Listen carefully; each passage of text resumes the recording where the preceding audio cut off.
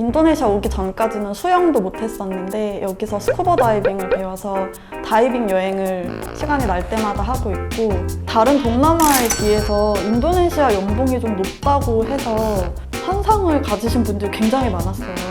저 너무 진지한가요?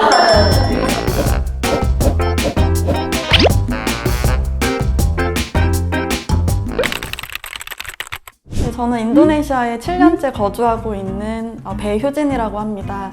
지금은 삼성전자 인도네시아 법인에서 4년차 근무 중입니다. 그 코트라의 K-무브라는 프로그램을 통해서 왔었는데 어학연수를 지원해주는 프로그램이라서 지원을 했었습니다. 안에 있는 국가들을 선택을 할 수 있었는데 당시에 인도네시아가 경제 성장률이 굉장히 높았고 또 한국이랑 제일 멀리 떨어져 있는 동남아시아 국가다 보니까 제일 외국 같은 느낌이 들더라고요. 그래서 인도네시아를 선택해서 지금까지 이렇게 지내게 되었습니다.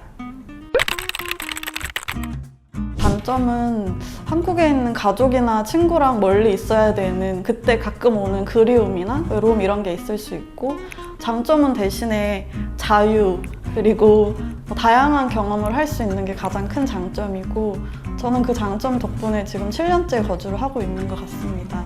인도네시아 오기 전까지는 수영도 못했었는데 여기서 스쿠버 다이빙을 배워서 다이빙 여행을 시간이 날 때마다 하고 있고, 인도네시아도 그 나름의 경험하고 새로 체험해 볼 수 있는 게 굉장히 많아서 저는 그게 가장 좋았던 것 같습니다.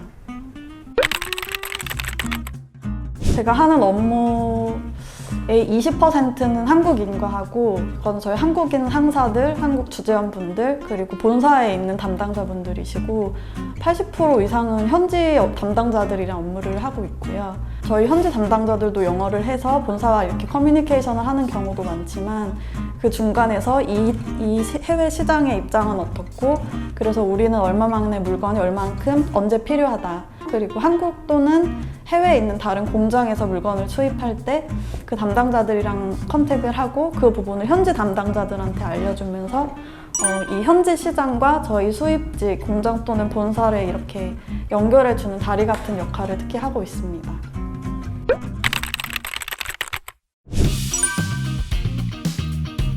추천한다. 저는 사실 개인적으로는 시급과 취업 자체는 크게 상관이 없다고 생각을 하고요. 사무실 출근을 하시더라도 지금은 사실 바로 취업을 하시면 사무실 집 휴식, 사무실 집 휴식이 될 거기 때문에 평일이나 주말이나 그렇게 코로나에 크게 영향을 받지 않을 것 같고, 또 코로나 덕분에 만들어진 수요도 분명 있을 것이고, 그래서 찾아보시면 분명히 기회가 있다고 생각합니다. 5입니다. 이 부분은 사실 직종에 따라서 많이 좌우될 수 있을 거라고는 생각이 듭니다. 저는 아까 말씀드렸던 것처럼 비파라는 연세어학당 같은 인도네시아 대학교에 있는 어학원에서 어학연수를 했었는데 6개월 동안 아침 9시부터 4시까지 내내 인리어만 공부를 했었어요. 그런데 확실히 제가 인도네시아를 배우고 나서 같이 일하는 친구들이랑 일할 때 분위기가 확실히 달라지고요. 그리고 또 회사의 입장에서도 인도네시아를 할 수 있는 분이 업무를 하는데 더 도움을 줄 수 있을 거라고 생각하는 경향이 확실히 높습니다. X. 저도 나와보니까 생각보다 일자리에 집중이 엄청나게 넓더라고요. 저도 대부분은 공장에서 수요가 많다고 들었고, 첫 번째 면접을 봤을 때도 그런 공장 쪽에서 인터뷰 기회가 훨씬 많았었어요. 근데 당연히 공장뿐만 아니라 오피스, 때로는 여기서 취업을 했는데도 한국과 계속 해외 출장을 다니는 경우도 많고, 당연히 재택을 하거나 아니면 간헐적으로 사무실에 출근하거나 이런 방식으로 일자리 근무지에 대한 선택권은 생각보다 훨씬 넓습니다. X. 네. 사실 제 주변만 보더라도, 아니면 처음 제가 와서 듣거나 아니면 지금까지 제가 경험해 본 것으로만 봐도 최소 인도네시아에서는 한국 분들이 본인의 삶의 질이 최소 같거나 높다고 생각을 해요. 알고 계시는 것처럼 인건비가 다른 곳보다 훨씬 저렴한 편이다 보니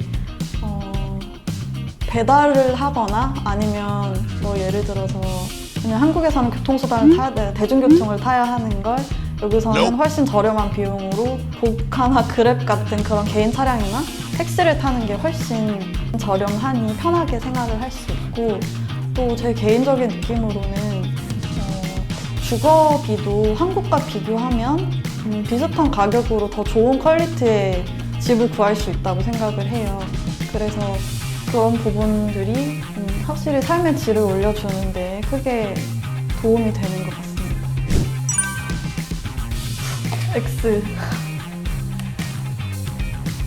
이 부분은 사실 제가 다른 동남아에 비해서 인도네시아 연봉이 좀 높다고 해서 그런 환상을 가지신 분들이 굉장히 많았어요.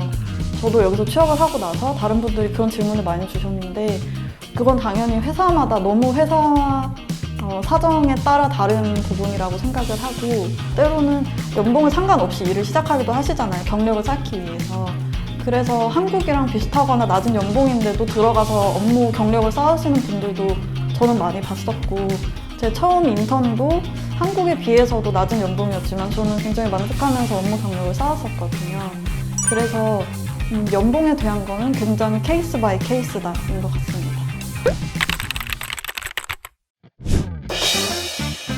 저연봉 시티잡.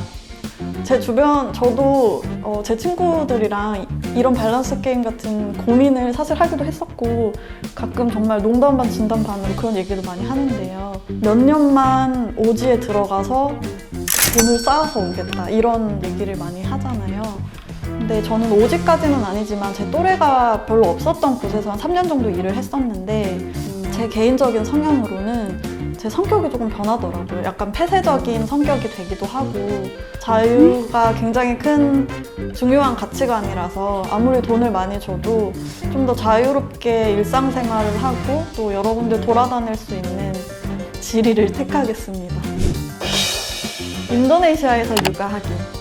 이거는 한국 분들의 입장도 많이 들어봤었고, 여기 분들 얘기도 굉장히 많이 들어봤었는데, 아무래도 여기서는 도와주시는 분들을 찾기도 쉽고 합리적인 가격으로 그런 분들을 고용할 수 있어서, 그래서 자기 회복을 훨씬 빨리 하시고 다시 본업으로 돌아가시는 분들도 굉장히 많이 봤어요. 그리고 사실 뭐 부모님께 맡기거나 하는 부분을 부담스러워 하시는 분들도 굉장히 많고 불편하시는 분들도 많은데, 그런 부분에서 훨씬 도움이 되고 심리적 부담이 적을 거라고 생각이 듭니다. 영어 능력자로 살기. 이거는 제 대답 좀 오해하실 수도 있는데, 저는 이미 초반에는 무조건 인리어만 배우고 쓰고 영어를 다 까먹을 정도까지도 그렇게 했었어요. 그런데 결국에는 영어를 더 쓰기 좋아하는 똑똑한 현지인이나 아니면 본사랑 3자 대면 커뮤니케이션을 할 때, 아니면 다른 해외에서 출장 오시는 출장자분들, 그러니까 한국인이나 현지 분이 아닌 분들이 오셨을 때 결국엔 영어를 꼭 써야 되더라고요. 그래서 저도 인리 초반에는 인리어를 굉장히 집중적으로 공부를 했는데, 결국에는 저는 영어도 다시 집중을 해서 공부를 하기 시작을 했습니다. 지금처럼 살기. 저는 여기 와서 물갈이를 한 적도 한 번도 없었고, 인도네시아 음식도 꽤 입맛에 잘 맞았는데도 제 가치관 중 가장 큰 부분은 자유이기 때문에 자유롭게 먹고 지내는 게 굉장히 중요하고, 50억 조금 흔들렸지만 못 팔 것 같습니다. 결국에 모든 것들은 배우는 거다, 실패해도 배우는 거고 좋으면 더 좋고, 이런 마음으로 지내시다 보면 현지인 분들이 저를 받아주시는 느낌을 분명히 받게 되고, 그런 부분을 염두하신다면 분명히 최고의 경험이라고 생각할 만한 해외 생활을 보내실 수 있을 것 같습니다. 감사합니다.